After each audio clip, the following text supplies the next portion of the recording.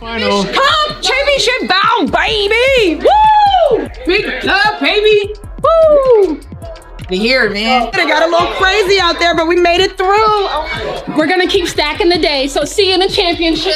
Bow! Let's go! June 17th wasn't just another game, it was payback time. Remember May 30th, when Jacy Sheldon and the Connecticut Sun left Sophie Cunningham and Sydney Colson injured on the floor and the dirty plays went unpunished? Well, the Indiana Fever remembered everything. And when Sheldon poked Caitlin Clark right in the eye during this rematch, something snapped. What happened next will show you exactly why you don't mess with Clark's teammates, because Sophie Cunningham was about to deliver the most satisfying flagrant foul you've ever seen. If you support the Fever, comment down below, CC, and Spicy Sophie. Let's go. It was chippy the last time these two teams faced off, too. Sophie Cunningham suffered her ankle injury in that game, but in addition to that, she actually had part of her front tooth knocked out. She made contact with Jacy Sheldon as Kelsey Park knocked down the triple. But what people don't talk about enough is how hard you have to work to be able to be that good, all the hours that she spent perfecting her craft, retreating, firing, and hitting so she can do that. Indiana arguing the call, step back, you're late. She almost looks you in the eye. Picture this, May 30th, Indiana Fever versus Connecticut Sun, and everything went wrong for the Fever in the worst possible way.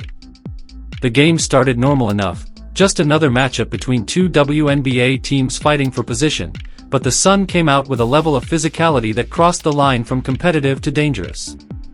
You could feel the tension building from the opening tip. Can we talk about the physicality for a second? Two players on the Indiana Fever got injured last night by the same player on the Connecticut Sun, and that was Jacy Sheldon. I tweeted about it, she was playing so reckless.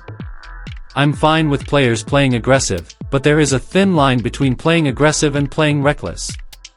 When you dive for a ball, you don't land on somebody's leg. She landed on top of Sydney Colson's leg, and her leg got stuck and literally twisted around. Both injuries, both Sydney Colson and Sophie Cunningham, were contact injuries. Sophie Cunningham went down first with what looked like a deliberate hit. The contact was hard, too hard for what should have been routine basketball. Then Sydney Colson got hurt in another questionable play that had everyone asking what exactly was happening out there. The worst part? Jacy Sheldon was right in the middle of both incidents, playing with the kind of aggressive style that makes your blood boil. They weren't non-contact, they weren't ACLs, they weren't Achilles, they were contact injuries caused by the same player. And this kind of physicality that the WNBA they brag about. They say it's always been a physical league, that's just the heart of the W. It's not good basketball.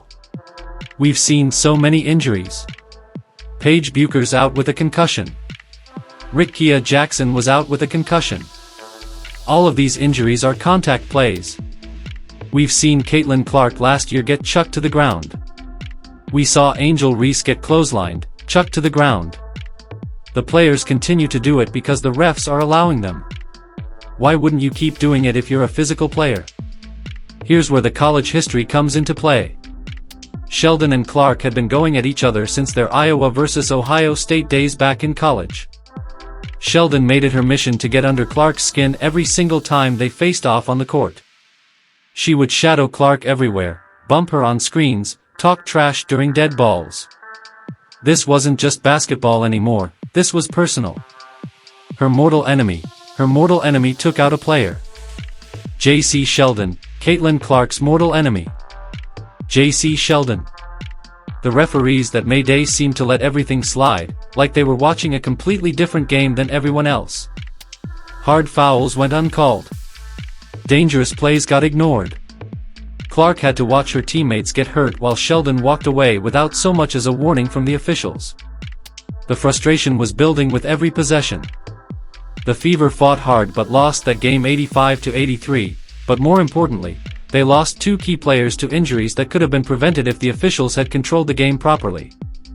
Sophie Cunningham and Sydney Colson were hurt, and their absence would be felt in the games that followed. This is a reckless play. This is reckless. It is dangerous. And this angle makes it look even worse. It is dangerous. Like, Sid Colson is between her and the ball. Sid Colson is in fact between Jacy Sheldon and the ball, and she dives through her knee. It wasn't even called as a foul. It wasn't even called as a foul. You could see it in Clark's eyes after that loss, the way she looked at Sheldon during the handshake line, the way she answered questions in the post-game interview. This wasn't over, not by a long shot.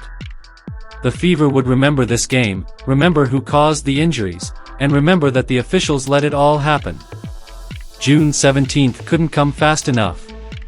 June 17th arrives and Clark is back from her quad injury and, after a dominant win against the then undefeated New York Liberty, ready to face the Connecticut Sun again. This was her second game back after 3 weeks away from the court. You can tell she remembers exactly what happened last time, the way she walks onto the court, the way she looks at the Sun players during warm-ups. This isn't just another game for her. She just texts me. She never texts me during the game. Alright, here is Clark splashing home a 3 from way downtown, Kelsey escorting her back to the bench. Jacy Sheldon is there, with her hand in her face. The game starts with that familiar tension hanging in the air. Sheldon is guarding Clark like her life depends on it, getting way too close for comfort. She's shadowing Clark on every possession, bumping her on screens, doing all the little things that make basketball ugly. This is the same aggressive style that hurt Sophie Cunningham and Sydney Colson back in May. Everyone in the arena can feel what's coming. And Caitlin Clark is talking to the official. They're both going at it, saying, "Hey. Oh, there's a little extra right there. Uh-oh." Then Marina steps in to protect JC. Third quarter hits, and here comes the moment that changes everything. Clark is bringing the ball up court when Sheldon comes over to defend. She goes for what looks like a steal attempt, but her finger goes straight into Clark's eye. The contact is immediate and obvious. You can see Clark's head snap back from the impact. Third quarter, we go, they're trailing by 10. Keep an eye on her and Jacy Sheldon.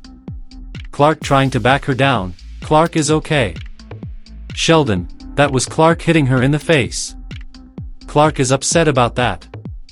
Then everybody's upset about that. Marina Mabrey comes in, she decks Clark. Tempers flaring on both sides. Clark immediately grabs her face and you can see the pain and anger mixing together as she realizes what just happened. She's squinting, trying to clear her vision, but you know she's thinking about more than just the physical pain. This wasn't an accident. This was the same player who hurt her teammates, now coming after her with the same dirty tactics that went unpunished before. Clark does what any competitor would do, she pushes back, literally pushing Sheldon away from her after getting poked in the eye. It's a natural reaction when someone just jabbed their finger into your eye socket. Any human being would react the same way.